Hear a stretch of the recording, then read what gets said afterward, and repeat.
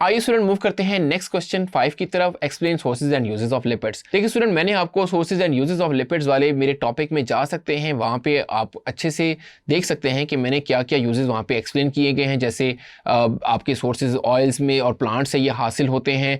Milk जो है वो एनिमल फैट का मेजर सोर्सेज है। फैट जो है वो आपका एक्चुअली लिपिड ही होता है। फिर कोलेस्ट्रॉल जो है वो एनिमल टिश्यू से आता है जो कि सेल मेम्ब्रेन में पाया जाता है। सो ये सारी बातें यहाँ पे आप पहले भी मैं डिस्कस कर चुका हूँ और यहाँ पर भी बताए हुए हैं, जिसको आप लिख सकते हैं और अंडरस्टैंड करके इसको याद कर सकते हैं।